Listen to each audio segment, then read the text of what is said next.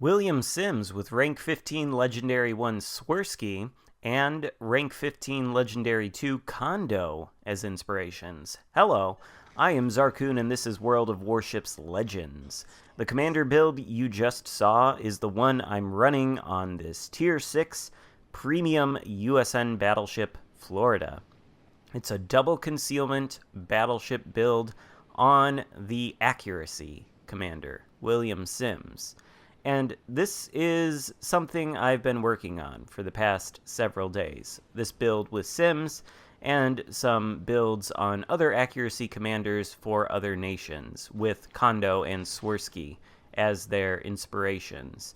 This isn't really something I've discussed with too many people. I'm discussing it really for the first time now with you guys who are viewing my channel. This idea I have to put concealment on the accuracy commanders for various national battleship lines. And let's talk about why I am testing this out. Well, it seems to me that the meta in this game can be somewhat unfriendly toward battleships, right? There are a lot of threats out there. There are destroyers with their torpedoes. There are cruisers with their fast-firing, high-explosive, and, as always, there are other battleships. And in some battleships, other battleships are more of a threat to you than they are in other battleships. For example, I'm not really afraid of too many other battleships if I'm playing the Sinop or the Vladivostok, right? But in the Florida, which has pretty light armor for a battleship, well, then I am quite afraid of anything with 15 or 16-inch guns because they can overmatch me, and I gotta maintain angling very, very well in order to protect myself. And even then, sometimes you really can't protect yourself too well. Nevertheless, a lot of battleships, the Florida included, I think, function best with an accuracy build.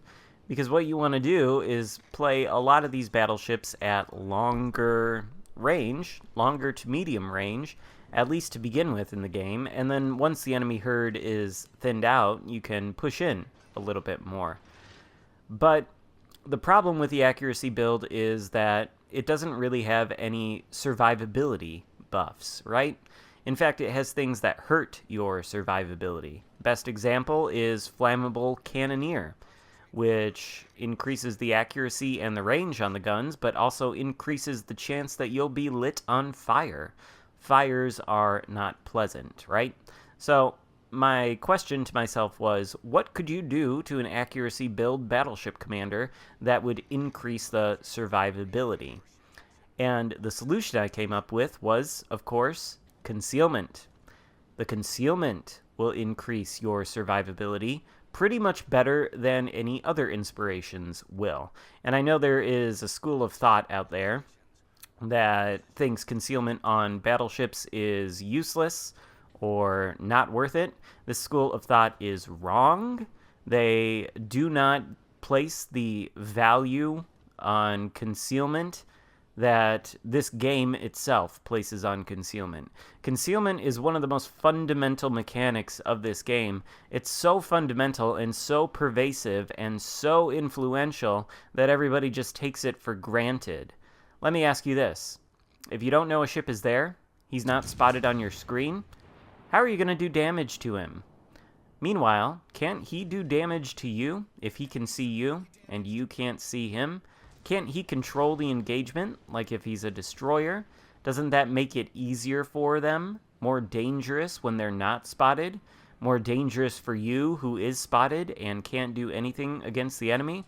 Concealment matters, okay? And on these Tier 6 USN battleships, their concealment range is in the high 13-kilometer range. But with the Swirsky and Kondo inspirations leveled as they are on Sims, I've got the concealment on the Tier 6 USN battleships generally down to about 12.5 kilometers. That's what I've got on the Florida. I've also tested this out on the North Carolina and got a Kraken in it. So I'll be putting that video up too because it's pretty nice and kind of funny as well. There's some fail divisioning going on inside of it.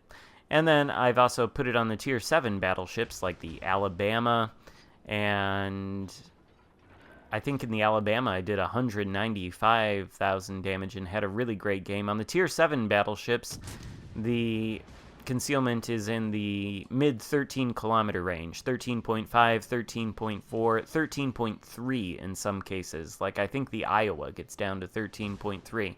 And this is still very conspicuous, very detectable on the sea, right? But it's a far cry better than the other Tier 7 battleships you're going to see, even those with access to Concealment mod who never seem to use it, and the Tier 6 battleships as well. Basically, the way the meta is right now, if you build for Concealment in the way I've done here on these Tier 6 battleships for the USN line, or even the Tier 7 ones, you're going to have, in some cases, a kilometer, maybe even 2 kilometers of difference between your sea detectability and any given enemy battleship's sea detectability. And what can this do for you? Well, when you first start the game and you want to push out and get into a position, the spawns are really close to each other. Oftentimes, when you move forward just a little bit in a battleship at Tier 6 or Tier 7, you get spotted almost instantly. At that time, the enemy knows your position, they know where you are. They can react to where you are on the map. They can shoot at you. Sometimes if you're trying to turn to do a particular thing in the beginning of the match and you get spotted, you can get punished right in the broadside just because of how close the spawns are together and how detectable you are. I mean, this issue is more pronounced on some battleships than others, but it's there. So, positioning in the early part of the game, Concealment benefits you immensely in that endeavor. It makes it so you get spotted later. Now, suddenly the destroyer whose job it is to spot you has to get a lot closer. They don't need to get 13.7 kilometers near you in your Tier 6 battleship anymore. They need to get a kilometer even closer. They need to get 12.5 kilometers. And by that time, you might already be in a nice position. And by that time, you might already see most of the enemy ships. Take a look at the situation I'm in here right now. Between this King George out there, 14 kilometers away, and the Nagato behind me, 12-point-something kilometers away. Neither of these guys can see me. I absolutely control this engagement right now. I'm aware that the destroyer is on the other side of the map, and I choose to shoot at the King George with the high explosive. It's a follow-up shot to the one I did earlier, where we did light a fire, and he put it out. So now he's got another fire on him. That one's going to be permanent, and I think it's going to end up ending his life. Now I'm unspotted again. After the gun firing penalty has worn off, my concealment goes back down to 12.5 kilometers. Nagato is further away from me than 12.5 kilometers, and there's nothing he can do. Meanwhile, it's evident that he has not built for concealment at all because I can still spot him. And here the difference is so very pronounced. I don't know how anybody can look at this kind of engagement right here between myself and this Nagato and tell me that concealment is irrelevant on battleships and there's no reason to spec into it. Look at this. The Nagato can't see me. Obviously a frustrating experience for him. I don't know what he's doing. I think he should probably be turning the other way so he can get his guns on me. But as soon as he turns away, or as soon as he starts turning this way, I go dark again. And he has to close a lot of distance in order to spot me once more. Now I'm firing the high explosive at him again. I'm maintaining this angle. Even still, while maintaining this angle, it can be tricky because the Florida's armor isn't very great. And the benefits to survivability of battleships with concealment, or the benefits to your survivability that concealment offer you, are especially pronounced on battleships like the Florida, which are very squishy, really easy to kill, at least in my opinion, and very hard to play defensively. This helps the defense. And now we've switched back to the AP. One thing I can say about the Florida, and one reason that I like it, I think, a lot more than some of my fellow community contributor colleagues, is because these guns absolutely rip.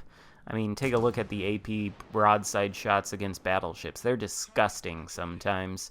And this kind of trade with this Nagato, it would not be possible if I hadn't built for concealment. He would have seen me this whole time, and he would have been able to shoot at me.